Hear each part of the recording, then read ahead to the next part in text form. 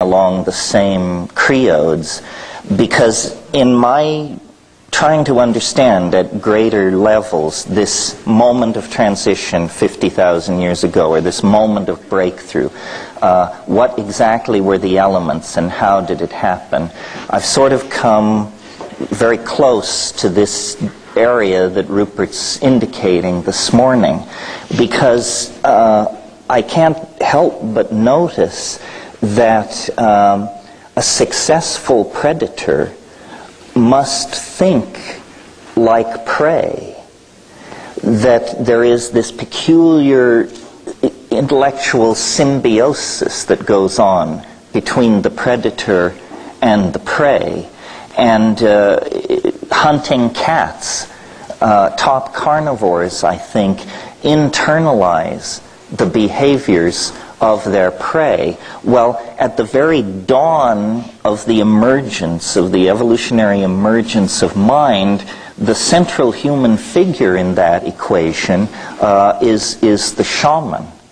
And the shaman at the high Paleolithic stage is essentially a kind of sanctioned psychotic.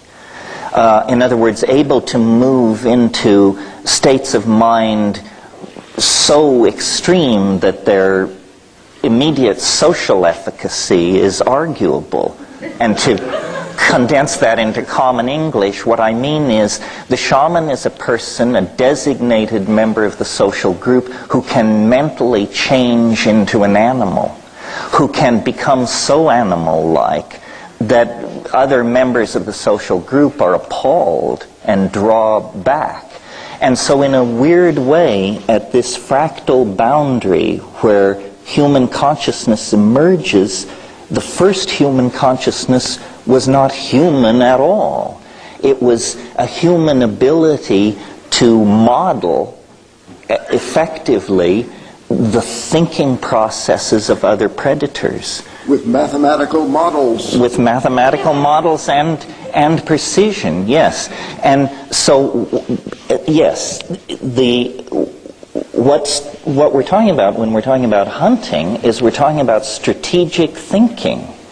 And strategic thinking always involves bifurcating trees of choice. If we go to the water hole at dawn, perhaps we can make a kill.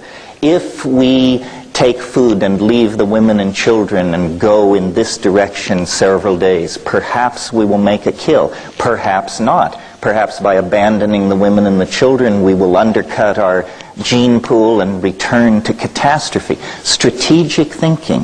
What strategic thinking requires is the ability to contemplate possibilities not immediately present. In other words, there's a kind of time-binding function here.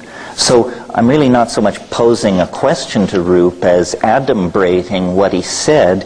I think this is where it all comes together in this very complicated relationship between fear, expectation, strategizing, and the imagination. The two areas where I'm sure we spent a great deal of time studying these bifurcating trees of possibility were in the food gathering and hunting domain, and then in the sexual domain, which today we call erotic fantasy.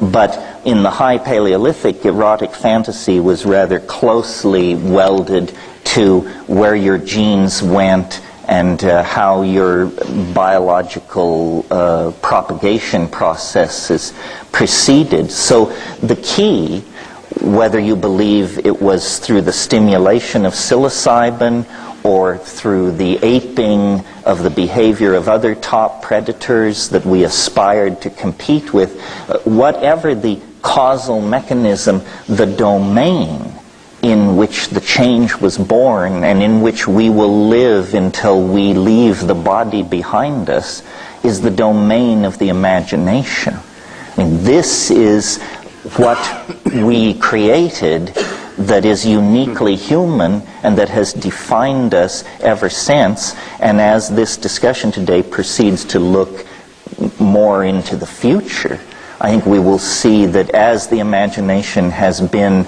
our past and the cradle of our humanness, so it also is the domain in which our trans-human metamorphosis will occur.